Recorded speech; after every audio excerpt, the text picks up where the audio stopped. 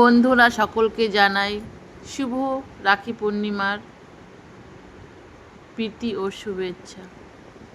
আজ তো রক্ষাবন্ধন, সবাই জানো। আজকে আমার ভাই বাড়িতে এসেছে রাখি পড়তে। আমার মনটা ভরে গেল খুশিতে। ভাইকে রাখি পরিয়ে দিলাম।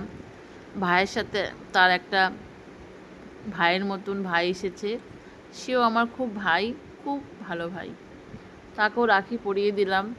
সাথে আমার ভাস্তা বসে আছে, ওকে তো আর রাখি পরানো যায় না, ওকে আশীর্বাদ করে দিয়েছি।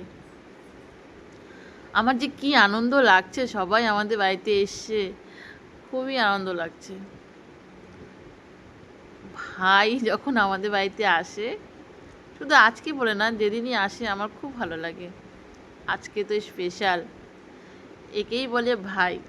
যতই কাজ থাকুক, যতই যা কিছু থাকুক, সব ফেলে দিয়ে দিদির কাছে এসেছে রাখি পড়তে। এইটাই সব থেকে বড় উপহার আমার কাছে। এবার পালা হচ্ছে আমার গিফটের। তবে গিফট এনেছে ভাই একটা ঘড়ি। ঘড়িটা বেশ খুব সুন্দর, যার কোনো মূল্যই হয় না, এটা আমার কাছে অমূল্য।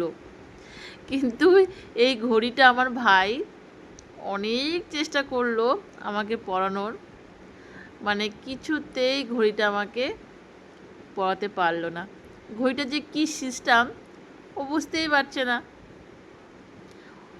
ওই ছোটো ভাইটাও চেষ্টা করছে, আমার ভাইয়ের চেষ্টা করছে। দেখো না, তোমরা দেখলেই বুঝতে পারবে।